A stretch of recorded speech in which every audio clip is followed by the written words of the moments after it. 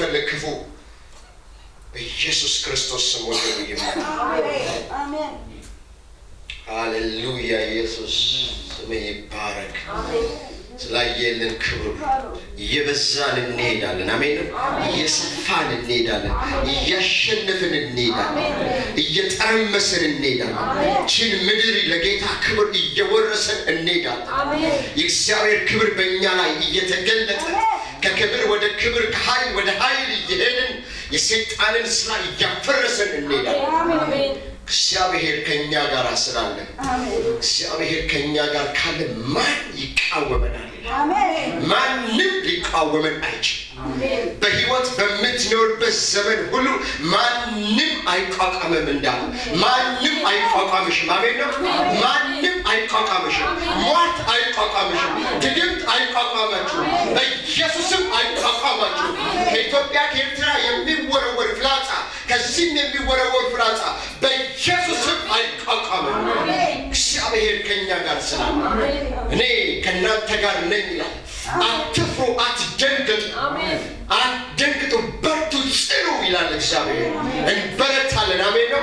እንጸናለን። አሜን ነው። ድል እናደርጋለን። ምክንያቱም የሰራዊት ጌታ እግዚአብሔር ከኛ ጋር ስላለ ጌታም ባጠገቤ ቆሞ አበረታኝ እንዳለ የእግዚአብሔር ከኛ ጋር መሆን ብርታታችን ነው። ማንታላ ኤሬኬ ማሶራ ስምህ ብሩክ ይሁን ጌታ። ተባረክ፣ ተባረክ፣ ተባረክ፣ ተባረክ፣ ተባረክ፣ ተባረክ። ተመስገን፣ ተመስገን፣ ተመስገን፣ ተመስገን፣ ተመስገን። ታምራትን ስለምትሰራ ድንቅ ነገር ስለምታደርግ ክብርን ገና ስለምትገልጥ እግዚአብሔር ሆይ እንባርካለን፣ እናመሰግንሃለን። በእኛ ገና ስለምትሰራ እናመሰግንሃለን። ከፍ ወዳለ ነገር ላይ ስለምትወስደን ተመስገን። በቤቴ ምን ባይኖር አለ በቃ በበረት ላሞች ባይኖሩ በግሮኖ ውስጥ በጎች ባይኖሩ የወይራ ዛፍ ዘይት ባያፈራ ከበለስ ባይለቀማል። እኔ ግን በመድኃኒቴ በእግዚአብሔር አምላክ በእግዚአብሔር ሐሴት አደርጋለሁ። ሐሴት አደርጋለሁ። ገንዘብ በአካውንት ውስጥ ባይኖር ወረቀት ባይኖር ኑሮ ባይመሳካ ቢሆንም እንኳን የሰራዊትን ጌታ እግዚአብሔርን ስላለኝ በእሱ ደስ ይለኛል። አሜን። ደስ ይለናል። ደስ ይለናል በእግዚአብሔር። ደስ ይለናል በእግዚአብሔር። ኢየሱስ ጌታ ነው። አንድ ነገር ልንገራችሁ። አንድ የወይን ጠጅ ለመስራት በእስራኤል በጣም ብዙ ቀን ነው የሚፈጀው። ጌሾ ምናምን ተብሎ በቃ ተጠምቆ ምን ተብሎ ብዙ ጊዜ ብዙ ቀን ተለፍቶ ነው የሚዘጋጀው። እና አንድ ቀን ሰርግ ቦታ ላይ ኢየሱስ ክርስቶስን ጋበዙትና የወይን ጠጁ አለቀ። ሲያልቅ ምን አሉት? የኢየሱስ ክርስቶስ እናት መጣችና የወይን ጠጁ እኮ አለቀ አለችው። ማለት የሆነ ነገር እንደሚያደርግ ታውቃለች ማለት ነው። እና የወይን ጠጁ አለቀ ብላ ስትለው ከዛ ጊዜ ያልደረሰም አላትና መጨረሻ ላይ ሚላችሁን አድርጉ ካለች በኋላ አገልጋዮችን ምን አላቸው? ይሄ 6 ጋን የድንጋይ ጋን ነበር። በድንጋይ ጋን ይሰሩ ነበር። ከ75 እስከ 120 ሊትር የሚይዝ ጋን ማለት ነው። እና ውሃ ሙሉባቸው አላቸው። ጀስት ባይታ ከቧንቧ ላይ ቀዱና ብቻ ውሃ ሙሉ አላቸው። አገልጋዮች ሄዱና ውሃ ሞሉ። ሲሞሉ ከዛ በኋላ ከዛው ላይ ቀዱና ድግሱ ኃላፊ ስጧላቸው። ውሃውን ቀርተው ሄዱ ይላል። ወይን ጠጁን ቀርተው ሄዱ አይደል? ውሃውን ቀርተው ሲሄዱ ሲቀምሰው ይሄ መናኛውን መጀመሪያ አጥግበህን አጠጥተን በመናኛው ካሰከርከን በኋላ ይሄኛው ጌታ መጣው ማለት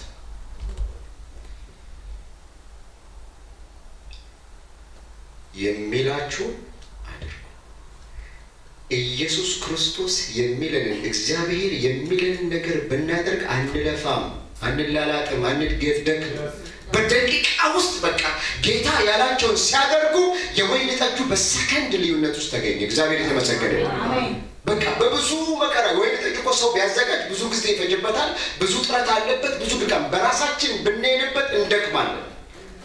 በራሳችን በማንኛውም ነገር ላይ ስንሯሯጥበት ውጤቱ ድካም።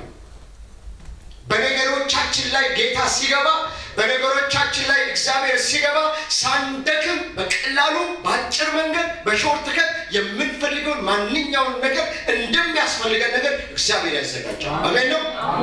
በቀላል በአጭር መንገድ የፈለጉትን ነገር አገኙ። ለምን? ኢየሱስ ስለተናገረ፣ እግዚአብሔር ስለተናገረ።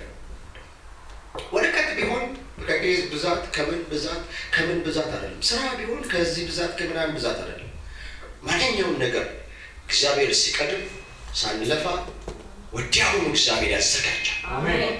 አሜን ነው። ለዚህ ነው ስሙን የሚላችሁን ስሙ አለችና አድርጉ አለችው። ልክ እሱ እንዳላቸው ሲያደርጉ ያው የወይን ጠጅ እኮ በስንት መከራ በስንት ቀን ብዛት የሚገኝ ለሰው በጣም ከባድ የሆነ የወይን ጠጅ በቀላሉ ከአፉ ከወጣው ቃል የተነሳ ተገኘ። አሜን ነው። እግዚአብሔር ትእዛዝ ሲያወጣ ለእኛ ከባድ የሆነ ነገር ለእርሱ ቀላል ነው። በቃ በማንኛውም ጉዳዮችን ላይ እግዚአብሔርን እናስቀድም፣ እግዚአብሔር መልስ ይሰጣል። ኢየሱስ ጌታ ነው። ሃሌሉያ።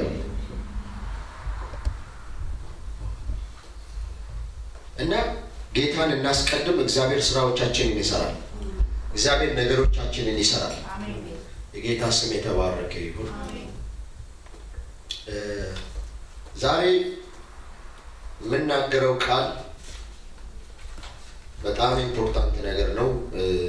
ከድነት ጋር የተገናኘ ነው። መዳን በክርስቶስ እንጂ በሌላ በማንም አይደለም የሚለውን ቃል ነው ዛሬ የምንነጋገረው። መጽሐፍ ቅዱስ የያዘን ሐዋርያት ሥራ ምዕራፍ 4 ቁጥር 7 ጀምሮ እናያለን። በደንብ አዳምጡ። ሐዋርያት ሥራ ምዕራፍ 4 ቁጥር 7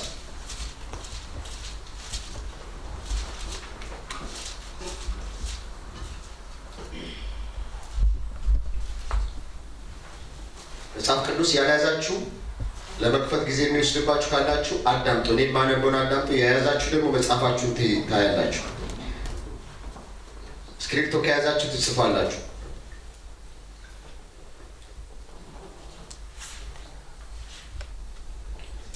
እንዲህ ይላል። ከቁጥር 7 ጀምሮ አነበዋለሁ።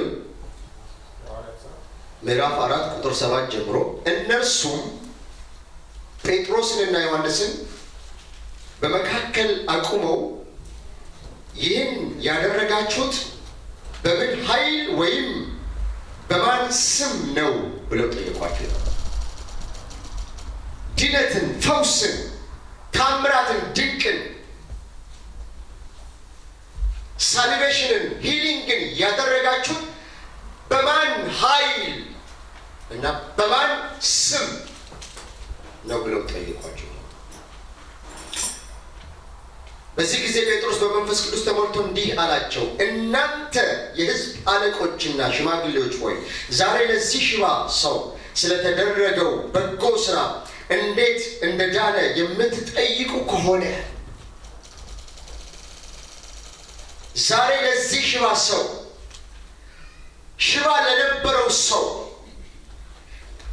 ላልዳነ ሰው፣ በሽተኛ ለነበረ ሰው፣ በጉስቁልና ውስጥ፣ በጨለማ ውስጥ፣ በስቃይ ውስጥ፣ በመከራ ውስጥ ለሚኖር ለዚህ ሰው እንዴት መልካም ነገር፣ በጎ ነገር፣ እንዴት የሚያምር ነገር እንደተደረገለት፣ እንዴት ህይወቱ እንደዳነ፣ እንዴት ፈውስ እንዳገኘ፣ እንዴት ታምር በህይወቱ እንደተደረገ ማወቅ ትፈልጋላችሁ?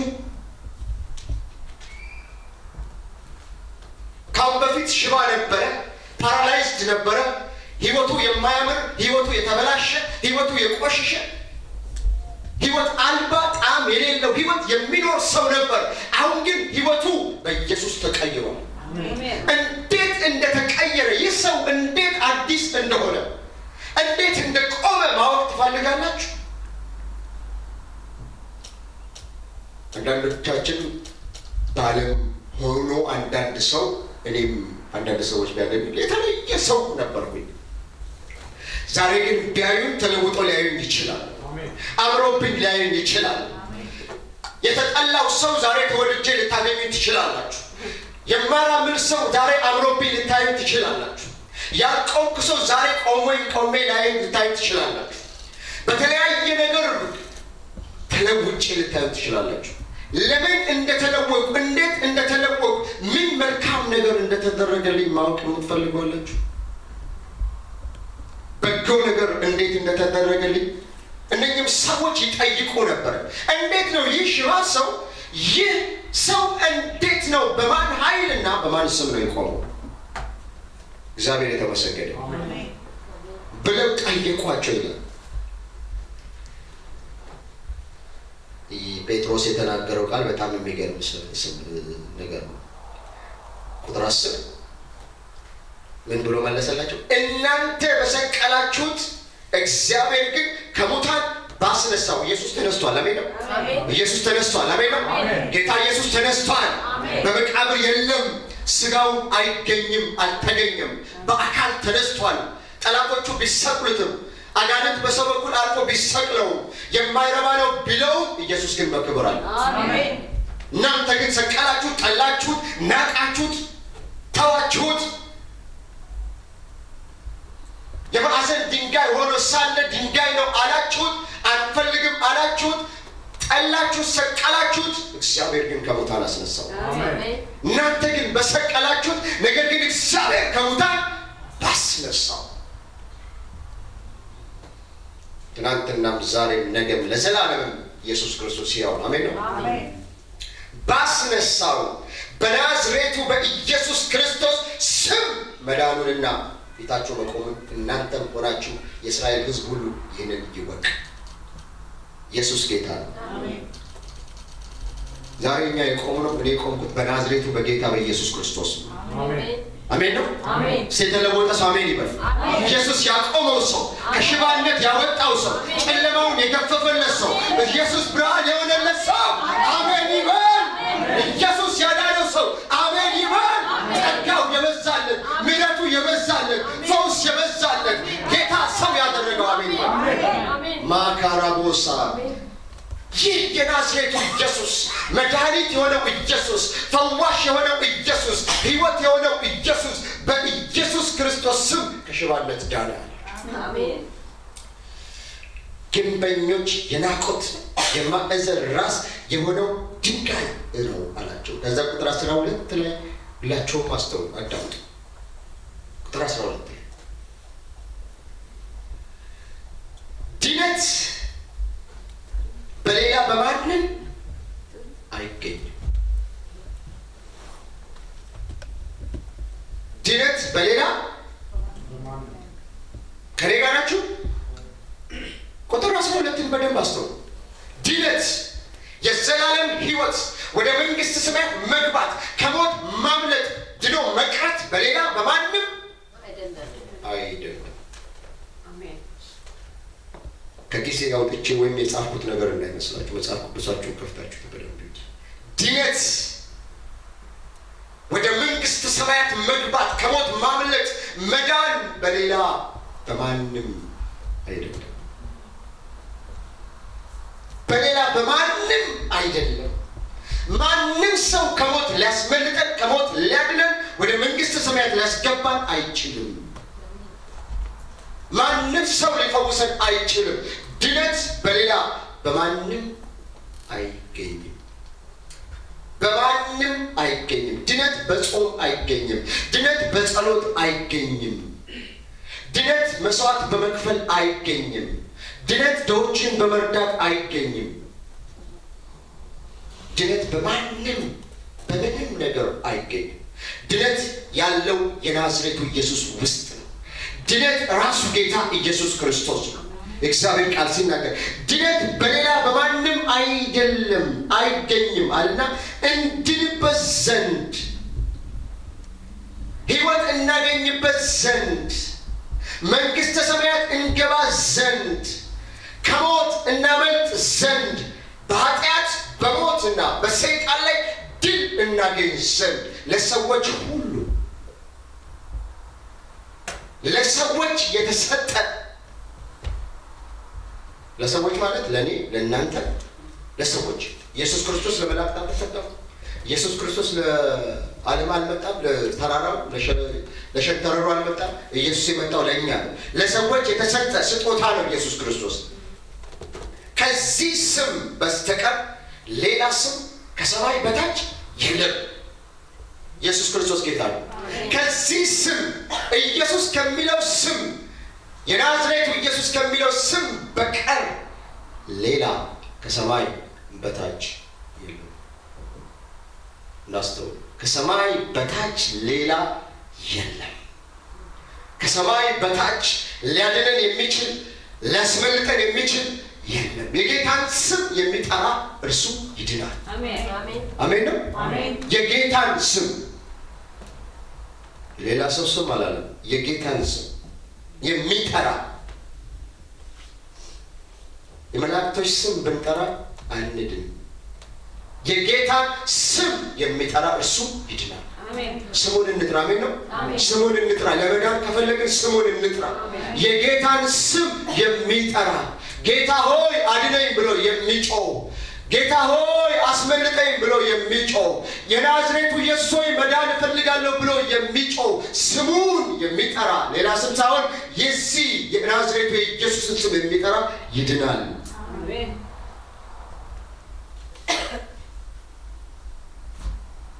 እግዚአብሔር የተመሰገነ ይሁን። ዮሐንስ 10:20 እናያለን። አንዴ በደንብ አስተውሉ። ሃይማኖት አይደለም እየሰበኩ ያለሁት፣ ህይወት ነው እየሰበኩላችሁ ያለሁት። አእምሯችሁን ከፍታችሁ የሚናገረው ነገር ትክክል ነው አይደለም ብላችሁ መጽሐፉን አንብቡና ይዩት። ቁጥር 10 ዮሐንስ 10 ቁጥር 7 ቁጥር 10 ዮሐንስ ምዕራፍ 10 ቁጥር 7 ስለዚህ ኢየሱስ ዳግም እንዲህ አላቸው፣ እውነት እላቸዋለሁ የበጎች በር እኔ ነኝ። ከኔ በፊት የመጡ ሁሉ ሌቦችና ቀማኞች ነበሩ፣ በጎቹ ግን አልሰሟቸውም። ቁጥር 9 ላይ በሩ እኔ ነኝ። ምን አለ ኢየሱስ ክርስቶስ? በር ምንድን ነው? እሱ ግልጽ ነው። ሌላ ትርጉም አለው በር ማለት? በር ሌላ ትርጉም የለው። በሩ ምኑ? መግቢያው ወዴት? ወደ መንግስተ ሰማያት። በሩ ምኑ? መግቢያው ወዴት? ህይወት ወዳለበት መግቢያው እኔ ነኝ። በሩ እኔ ነኝ። የመዳን በር ኢየሱስ ክርስቶስ ነው። የህይወት በር ኢየሱስ ክርስቶስ ነው። የመንግስተ ሰማያት በር ኢየሱስ ክርስቶስ ነው። የፈውስ በር ኢየሱስ ክርስቶስ ነው። በሩ ኢየሱስ ክርስቶስ ነው። ሌላ በር የለም። ለዚህ ነው ጴጥሮስ ሌላ ማንም የለም ማለት እንድንበት ዘንድ የተሰጠን፣ እንፈወስበት ዘንድ የተሰጠን፣ እናመልጥበት ዘንድ የተሰጠን ሌላ ስም፣ ሌላ ማንነት፣ ሌላ ሰው የለም። የናዝሬቱ ኢየሱስ ክርስቶስ ብቻ ነው ወገኖች። የናዝሬቱ ኢየሱስ ክርስቶስ ነው። ይህን ቃል የተናገረው ኢየሱስ ክርስቶስ ነው። በሩ እኔ ነኝ አለ። ሌላ በር የለም። በሩ ኢየሱስ ክርስቶስ ነው። መዳን የሚገኘው በናዝሬቱ በጌታ በኢየሱስ ክርስቶስ ነው። በደንብ አስተውሉ፣ አዳምጡ። ይህ የምነግራችሁ ነገር አሁን ሪከርድ ይደረጋል። በሄቨን ራሱ ትቀበሉታላችሁ ወይ ሪጀክት ታደርጉታላችሁ፣ ወይ ዝም ብሎ ነው የሚናገረው ልትሉ ትችላላችሁ፣ ወይ አእምሯችሁን ዘግታችሁ ታዳምጣላችሁ፣ ወይ አእምሯችሁን ከፍታችሁ እውነት ነው ውሸት ነው ትላላችሁ፣ ወይም ደግሞ እኔ በፊት የተማርኩት ይሄን ነው ብላላችሁ ልታዳምጡ ትችላላችሁ። ዋቴቨር ግን አሁን የምትሰሙት ቃል ይመዘገባል፣ ይጻፋል። የወንጌሉ ቃል ለሚድኑት ሕይወት ነው፣ ለሚጠፉት ግን የሞት ሽታ ነው። የህይወት ሽታ ይሆንልን። አሜን ነው። የምንሰማው ወንጌል የህይወት ሽታ፣ የማምለጫ ሽታ ይሆንልን። የምናመልጥበት ድልድይ፣ የምናመልጥበት መንገድ ይሁንልን። ዛሬ የምንሰማው ቃል ለተለያየ ነገር ልትመጡ ትችላላችሁ። ለምን መጣችሁ አይባልም። ነገር ግን ዛሬ እኔ የምናገረው ህይወት ነው። ዛሬ የምናገረው ገንዘብ አይደለም። ዛሬ የምናገረው ወረቀት አይደለም። ዛሬ የምናገረው የኔ ቢግ ኮንሰርን የእናንተ ከሞት አምልጦ ወደ ህይወት መግባት ነው። የእናንተ ከጨለማው ዓለም ተሻግራችሁ ወደሚደነቀው ብርሃን መግባታችሁ ነው ትልቁ ለኔ ኮንሰርን። የቢዝነስ ሚቲንግ እንኳን በደንብ ታዳምጡ የለ? የቢዝነስ ኮርስ የትምህርት ቤት ይሶላው ስትሄዱ በደንብ ታዳምጡ። አስተማሪ ሲያስተምር አይደል? ኮሌጃው ፈተና ምናምን በደንብ ታዳምጣለን። ይሄ ደግሞ ኃይለኛ ፈተና ነው። አዳምጡ ብለውት ይጠቅማቸዋል። ኢየሱስ ያድናል። አሜን አሜን። ኢየሱስ ያድናል። አሜን። በሩ እኔ ነኝ አለ። በሩ እኔ ነኝ።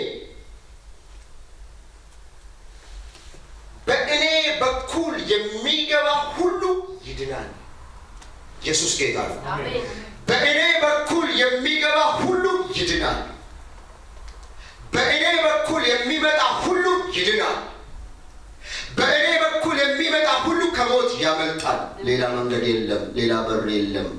ሌላ መዳኛ መንገድ የለም። ሌላ ስም የለም። ኢየሱስ ክርስቶስ ብቻ ነው የሚያድን። ሊያድነን የሚችል የናዝሬቱ ኢየሱስ ክርስቶስ ብቻ ነው። በእርሱ በኩል ሂዱ። አሜን ነው። በእርሱ በኩል ሂዱ። ወደ ኢየሱስ ቅረቡ። ወደ ኢየሱስ ሂዱ። እርሱ ያስመልጣል። እርሱ ያድናል። እርሱ ወደ መንግሥተ ሰማያት ያስገባል። እርሱ ሕይወት ይሰጣል። ሕይወት በእርሱ ውስጥ ነው። ሕይወት ያለው በጌታ በኢየሱስ ክርስቶስ ውስጥ። እግዚአብሔር የዘላለምን ሕይወት ሰጠን። ይህም ሕይወት ያለው በልጁ ነው ይላል። ልጁ ያለው ሕይወት አለው። አሜን ነው። እግዚአብሔር ምን ሰጠን? መጀመሪያ ምን አልኩ? እግዚአብሔር የዘላለም ሕይወት ሰጠን። ይህም ሕይወት ያለው በልጁ ነው። ልጁ ያለው ሕይወት አለው። ልጁ ያለው ምን አለው? ሕይወት አለው። ኢየሱስ ጌታ ነው። እዛው ምዕራፍ 14 ላይ ዮሐንስ 14 ቁጥር 5 ላይ አነብላችኋለሁ። ዮሐንስ 14 ቁጥር 5 ላይ ቶማስም ጌታ ሆይ ወዴት እንደምትሄድ አናውቅም፣ ታዲያ መንገዱን እንዴት ማወቅ እንችላለን አለው። ኢየሱስም እንዲህ አለው፣ መንገዱ እኔ ነኝ። ኢየሱስ ጌታ ነው። ቅድም ምንድን ያለው ኢየሱስ ክርስቶስ? በሩ ምንድን ነው? መግቢያ። ወዴት ነው የምንገባው? ወደ መንግሥተ ሰማያት፣ ወደ ሕይወት ከሞት ወደምናመልጥበት ወደዛ ስፍራ የምንገባበት በር ኢየሱስ ክርስቶስ ነው። እዚህ ጋር ደግሞ ምን አላቸው? መንገዱ እኔ ነኝ። አዳምጡ በደንብ። መንገዱ እኔ ነኝ። ይህን የተናገርኩት እኔ አይደለሁም፣ የናዝሬቱ ኢየሱስ ክርስቶስ ነው። ወዴት ነው የምትሄደው? መንገዱን አናውቅም። እንዴት መንገዱን አናውቅም ትላለህ? እኔ ራሴ መንገድ ነኝ። ሃሌሉያ! እኔ ራሴ የማምለጫ መንገድ ነኝ አለ። እኔ ራሴ የመዳኛ መንገድ ነኝ አለ። እኔ ራሴ የደህንነት መንገድ ነኝ አለ። እኔ ራሴ የሕይወት መንገድ ነኝ። ኢየሱስ ጌታ ነው። ኢየሱስ የማምለጫ መንገድ ነው። አንዳንድ ፋየር ላይ ታችኋል። አሁን ኤግዚት ዶር የሚል በየቦታው ላይ ኤግዚት ዶር ኢንኬዝ ኦፍ ኢመርጀንሲ አረብ ያየር ወደ ላይ ያርሰል ኢንኬዝ ኦፍ ኢመርጀንሲ እሳት ቢነሳ ኤግዚት ዶር በዚህ ጋር ነው ምናምን ይላል። ኤግዚት ዶራችን የናዝሬቱ ኢየሱስ ክርስቶስ ነው። ከእሳት የምናመልጥበት፣ ከሞት የምናመልጥበት፣ ከአደጋ የምናመልጥበት መንገዱ፣ የመውጫ መንገዱ ኢየሱስ ነው። ስሙ ይባላል። መንገዱ እኔ ነኝ። በደንብ አስተውሉ። መንገዱ እኔ ነኝ አለው። ቶማስ እኮ ማን ነው መንገድ? የት ነው መንገዱ ብሎ ይጠይቃል። አብሮ እየኖረ እኔ ነኝ መንገዱ። ዛሬም እኮ አብሮ እየኖርን በሃይማኖት ውስጥ ተወልደን አድገን መንገዱን ማናቅ ሰዎች አለን። ቶማስ አብሮ እየበላ እየጠጣ 3 ዓመት ምናምን አብሮ ቆይቶ መንገዱ የት አለ ብሎ እንደገና ይጠይቋል። ጌታ ኢየሱስ እኔ እኮ ነኝ። ኢየሱስ ክርስቶስ መንገድ ነው፣ ሕይወት ነው፣ እውነት ነው። ጌታ ስሙ ይባላል። አሁን ጥያቄ ልጠይቁ ትችላላችሁ። መዳን በኢየሱስ ክርስቶስ ብቻ ለምን ሆነ? ምን አልኩኝ? መዳን በኢየሱስ ክርስቶስ ብቻ ለምን ሆነ? ሰማኝ አይደል? ይባረክ። ምን አልኩኝ? ብቻ ለምን ሆነ? በሩ እኔ ብቻ ነኝ ለምን አለ? መንገዱ እኔ ብቻ ነኝ ለምን አለ? ሕይወት እኔ ብቻ ነኝ ለምን አለ? ማድናችሁ እኔ ብቻ ነኝ ለምን አለ? ማስመለጣችሁ እኔ ብቻ ነኝ ለምን አለ? ጴጥሮስም ሲናገር እንድንበት ዘንድ ከሰማይ በታች የተሰጠን ሌላ ስም የለም፣ ይሄ ስም የናዝሬቱ ኢየሱስ ክርስቶስ ብቻ ነው አለ። በሌላ ስም ልትድኑ፣ በሌላ ስም ልታመልጡ፣ በሌላ ስም ሕይወት ልታገኙ፣ በሌላ ስም መንግሥተ ሰማያት ልትገቡ አትችሉም። መንገዱ ሕይወት የሆነው በሩ ኢየሱስ ክርስቶስ ብቻ ነው ብሎ ተናገረ። ለምን? ወደ አዳምና ሔዋን ኃጢአት ይመልሰናል። እግዚአብሔር ቃል ሲናገር የኃጢአት ደሞዝ ምንድን ነው ይላል? ሞት። ይህንን ዕፀ በለስ እንዳትበላ በበላህ ቀን ግን ከእሷ በበላህ ቀን ግን ሞትን ትሞታለህ ተብሎ ታዞ የዛኑ ሰዓት በላ። ከዛ በኋላ ሞተ ይላል እግዚአብሔር ቃል። ምን አለ? ስለበላ ደሞዝ ምንድን ነው አለው? ሞት ነው። ውጤቱ ሞት ነው። ፍሬው ሞት ነው። በልታል፣ አትብላ ያልኩህን በልታል፣ ስለዚህ ሞትን ትሞታለህ ብያለሁ፣ ሞታል አለው። የዛኑ ሰከንድ ደቂቃና ቀን ከሚስቱ ጋር ሞተ። ሞተ ሲባል ፊዚካል ዴት ሳይሆን መንፈሱ ወዲያው ሞተ ማለት ነው። ስለዚህ የኃጢአት ደሞዝ ሞት ነው አለና የእግዚአብሔር ቃል ደግሞ እንደገና ወረድ ብሎ ደም ሳይፈስ ስርየት የለም። እስቲ ዕብራውያን 9:22 አንዴ ላንብብላችሁ። አዳምጡ። እኔ ምንን አዳምጡ እናንተ። ዕብራውያን ምዕራፍ 9 ነው ማነብላችሁ። የኔ አንድ ቁጥሩን ያዙትና እናንተ እኔን አዳምጡ።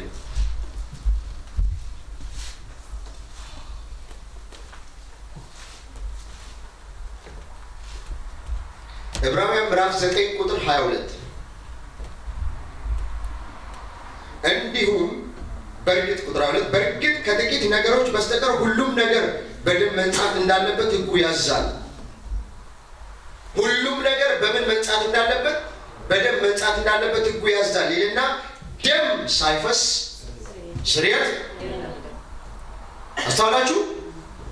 ደም ሳይፈስ ስርየት ኃጢአት የሚደመሰሰው በሌላ በምንም ነገር እንዳይመስል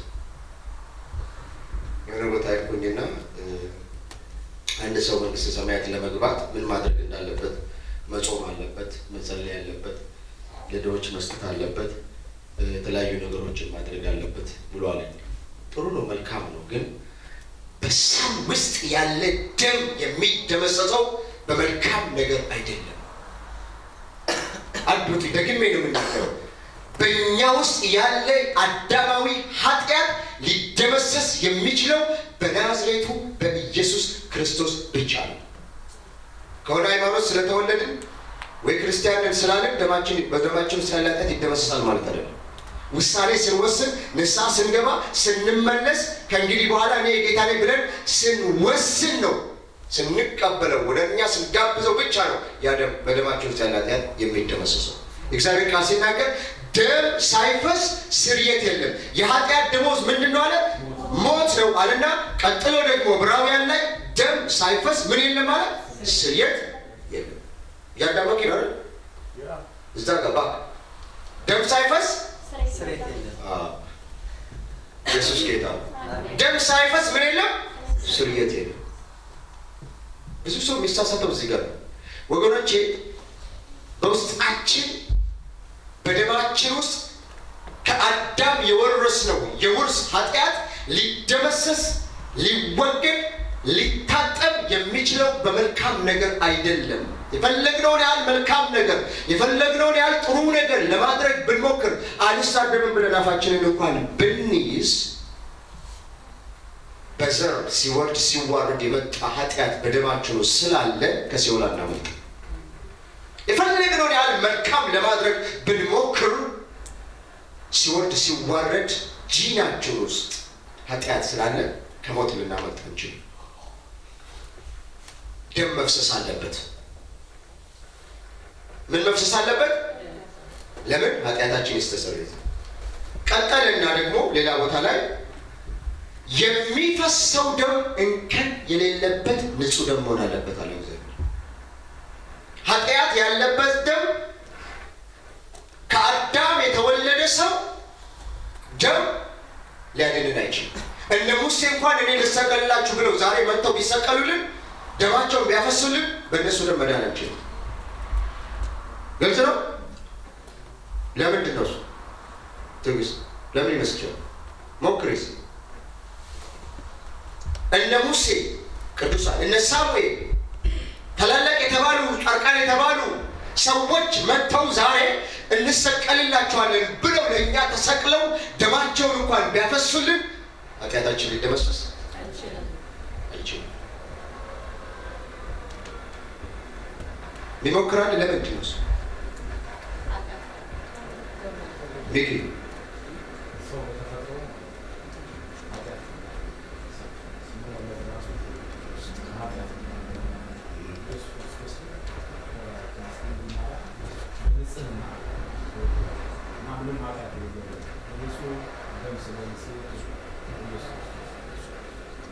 ሰምታችኋል አይደል?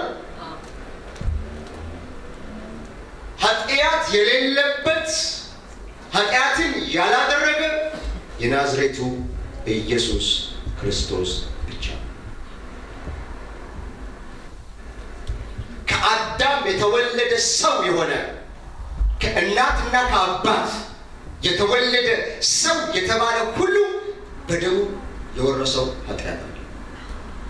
ግልጽ ነው። ያለ ኃጢአት የተወለደ ሰው በዚህ ምድር ላይ ድሮም አልነበረም፣ አሁንም የለም፣ ወደፊትም አይኖርም። እያንዳንዳችን ስንወለድ ከእናታችን ማፀን ስንወለድ ከአባታችን ከቅድም አያታችን ከአዳምና ከሔዋን የወረስነው ምን አለ? ኃጢአት አለ።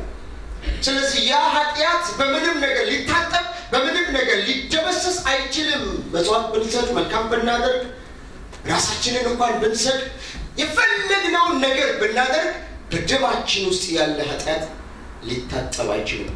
እነ ሙሴ እንኳን መጥተው ልሰቀልልህ ብሎኝ እኔ ለአንተ ሞትልሃለሁ ብሎኝ እንኳን እያየኋቸው ቢሰቀሉልኝ ቢገረፉልኝ እንኳን ደማቸው ቢፈስ እንኳን ስለኔ ኃጢአቴ ሊደመሰስ አይችልም።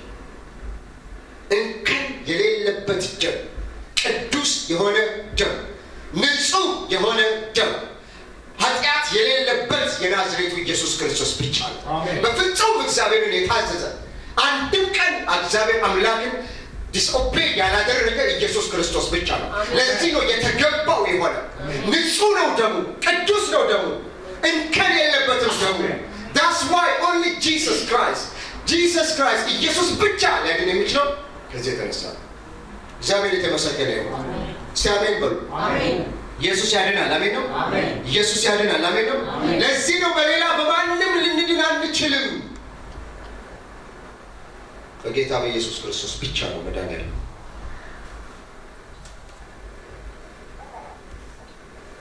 በደማችን ውስጥ ኃጢአት ስላለበት ይህ በደማችን ውስጥ ያለው ኃጢአት በነገራችን ላይ ከኦርቶዶክስ ቤተክርስቲያን ስለተወለደ ወይ ከቤተክርስቲያን ስለተወለደ የሚደመሰስ እንዳይመስል ወይም እኔ ክርስቲያን ነኝ ብዬ ስላልኩኝ ብቻ ይሄ ደሜ ውስጥ ያለ ኃጢአት ይደመሰሳል ብዬ ማሰብ የለብኝም። ግልጽ ነው። በቃ ለዓለም ኢየሱስ ክርስቶስ ሞቷል ስለተባለ ዓለም ሁሉ ኃጢአቱ ተደምስሷል ማለት አይደለም። ኢየሱስ ለዓለም ሁሉ ሞቷል። ኃጢአታቸው ግን የተደመሰሰው ዓለም ሁሉ አይደለም፣ የተቀበሉት ብቻ ናቸው ኃጢአታቸው የሚደመሰሰው። ሞቶልኛል፣ ለእኔ ነው የተሰቃየው የሞተው፣ በቃ ወደ አንተ መጠመጣለሁ፣ ይህን ከዓይኔን ደም ውሰድ፣ ያንተን ደም ስጠኝ፣ ለአንተ ብቻ እኖራለሁ ብለው ቃል ኪዳን ገብተው በአግሪመንት ከኢየሱስ ክርስቶስ ጋር ለኢየሱስ ብቻ ለመኖር የወሰኑ ሰዎች ብቻ ነው ኃጢአታቸው ውስጥ ያለ ደማቸው ውስጥ ያለ ኃጢአት የሚደመሰሱ። ኢየሱስ ጌታ ነው። አሁን ትልቁ ችግር ምንድን ነው? እሱ ኢየሱስ ክርስቶስ ጌታ ነው። እኔ ኃጢአተኛ ስለሆንኩ ወደ ኢየሱስ መቅረብ አልችልም የሚል እምነት አለ እያንዳንዳችን። አሁን ከኃጢአታችን እንዴት ነው መንጻት የምንችለው? እንዴት ነው የኃጢአትን ይቅርታ ማግኘት የምንችለው? አንድ ነገር ልንገራችሁ፣ ከምርጫ ጋር እያይዤ ነው የምናገረው። ምንድን ነው እሱ? ወደ አማላጅ ለምን ያስፈልገናል የሚለው ነገር ሲመጣ እኔ ኃጢአተኛ ስለሆንኩኝ፣ ብቁ ስላልሆንኩኝ፣ በጣም አስቀያሚ ስለሆንኩኝ፣ በጣም በደለኛ ስለሆንኩኝ፣ እጅግ እግዚአብሔርን የበደልኩ ሰው ስለሆንኩኝ ወደ እሱ ለመቅረብ በአንዳንድ ነገሮች የተገባኝ ስላልሆንኩኝ የሆነ አማላጅ ያስፈልገኛል ወደ እሱ ለመቅረብ ብለን እናስባለን። ለመዳን ወይም የሆነ ነገር ለማግኘት ይህን ብለን እናስባለን። የእግዚአብሔር ቃል ሲናገር ግን እናንተ ሸክማችሁ የከበደ ኑ ወደ እኔ ይላል። እግዚአብሔር ይመስገን። ሸክማችሁ የከበደ በኃጢአት ውስጥ የምትኖሩ፣ ኃጢአት የተጫጫናችሁ፣ ኃጢአት የያዛችሁ፣ ኃጢአተኞች የሆናችሁ፣ ባለመቀደስ ሕይወት የምትኖሩ፣ በተለያየ ኃጢአት ውስጥ የምትመላለሱ፣ ሌላ ሰው አትፈልጉ ወደ እኔ ለመምጣት ኑ፣ ቀጥታ ወደ እኔ። ኢየሱስ ጌታ ነው። በቀጥታ ወደ እኔ ኑ። ሸክማችሁ የከበደ ሁሉ፣ ሸክም ያለባችሁ፣ ኃጢአት ያለባችሁ፣ የቆሸሻችሁ፣ በድካም የምትኖሩ በተለያየ ኃጢአቶች የምትኖሩ የግድ እኔ አሁን እሱ ወደ ጌታ ለመሄድ ና ፍቄ ብዬ ፍቄን ይዤ እሱ ቅዱስ ስለሆነ ምሳሌ ነው። አሁን እሱ ከኔ የተሻለ ቅድስና ከኔ የተሻለ ጻድቅ ከሆነ በቃ እኔ በጣም ኃጢአተኛ ስለሆንኩኝ የግድ እሱን ይዤ ብሄድ አማላጭ ማለት ነው። በቃ ለፍቄ ስል እሱ ቅዱስ ፍቄ ቅዱስ ስለሆነ ፍቄ ጻድቅ ስለሆነ ለሱ ስል ጌቱ በቃ ይቅር ብዬዋለሁ ይለኛል፣ ይቅር ይለኛል ብዬ እሱን ይዤ ነው እና ከነቆሻሻ ልብስህ ና ከናደፈ ልብስህ ና። ኢየሱስ ክርስቶስ የመጣው ጻድቃንን ሊፈልግ አይደለም፣ ቅዱሳንን ሊፈልግ አይደለም። በጭቆና ውስጥ ያሉ፣ በቀንበር ውስጥ ያሉ፣ በኃጢአት ያሉ፣ በኃጢአት በተለያየ ድካም ውስጥ ያሉትን ሰዎች ከሞት እና ከኃጢአት ነፃ ሊያወጣ ነው። ልብሴ ስለቆሸሸ ወደ ኢየሱስ መቅረብ የለብኝም አልችልም ብለን እንዳናስብ። አያችሁ አንድ ሴት ያቺ አመንዝራይቷ ሴት ታውቃላችሁ? ስለ አመንዝራይቷ ሴት አንብባችኋል? ያቺ አመንዝራ ሴት ይቺ ኃጢአተኛ ሴት ይላል። ኃጢአተኛ ሴት በጣም ኃጢአተኛ የሆነች ሴት። እስቲ ቃሉን እናብቡ ሁላችንም እስቲ እናውጣው አንዴ። ሉቃስ ሉቃስ ምዕራፍ 19 ነው።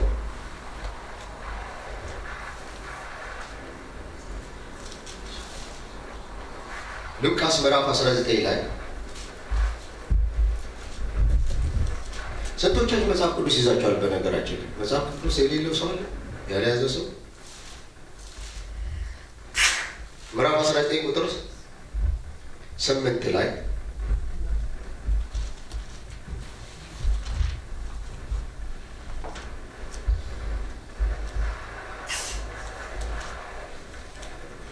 ኦኬ ስለ ዘኬዎስ ነው።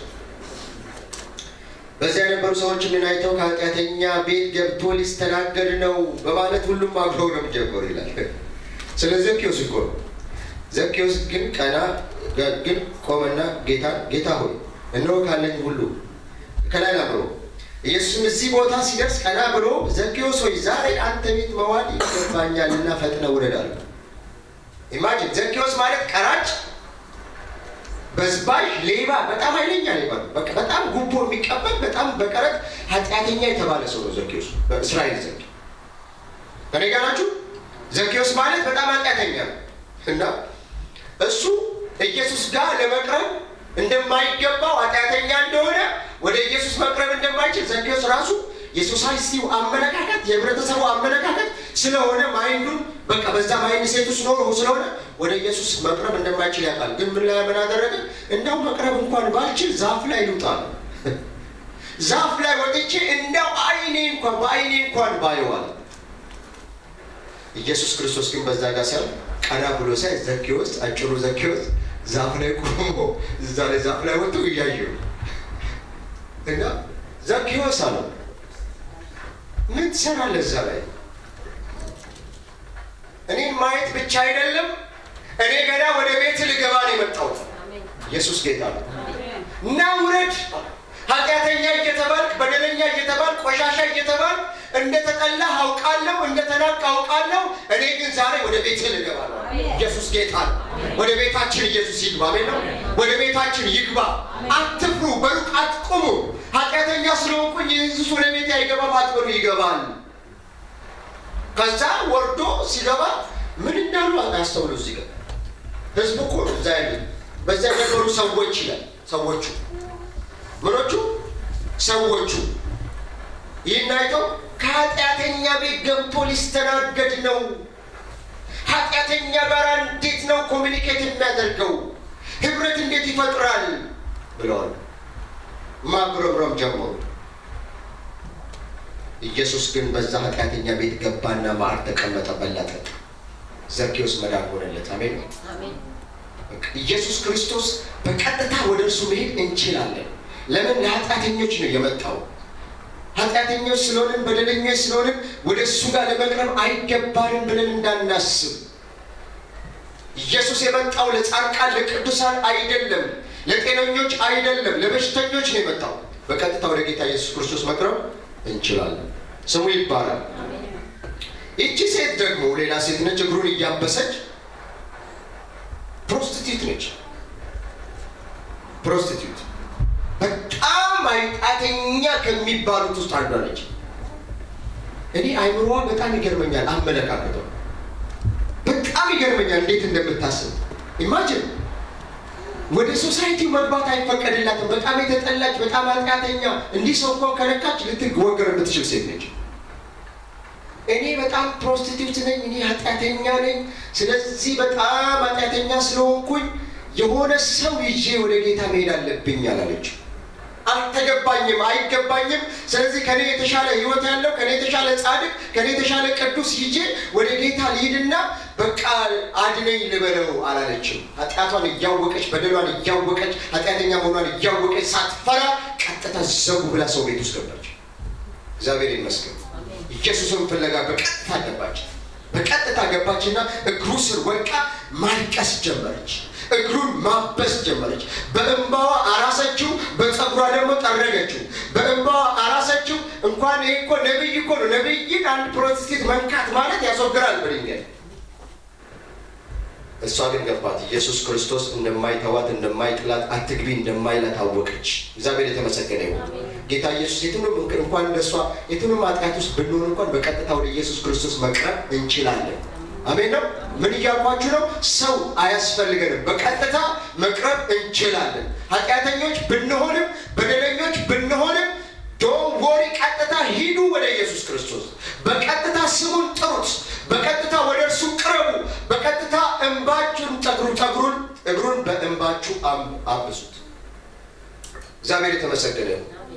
ይሄ ጊልቲነስ ፊሊንግ፣ ያለ መበቃት ስሜት፣ አይገባኝም፣ እኔ ኃጢአተኛ ነኝ፣ እኔ ብቁ አይደለሁም፣ እኔ ተራ ሰው ነኝ፣ እኔ ወደ ጌታ ኢየሱስ ክርስቶስ እንዴት ልቀርብ ይገባኛል? እኔ እኮ በደሌ ብዙ ነው፣ ወደ እሱ ልቀርብ እንዴት ነው? ከዛች ፕሮቴስታንት የበለጠ በደል የላችሁ ቢኖራችሁ። ወደ ኢየሱስ ክርስቶስ በቀጥታ መቅረብ እንችላለን። እግዚአብሔር የተመሰገነ ይሁን።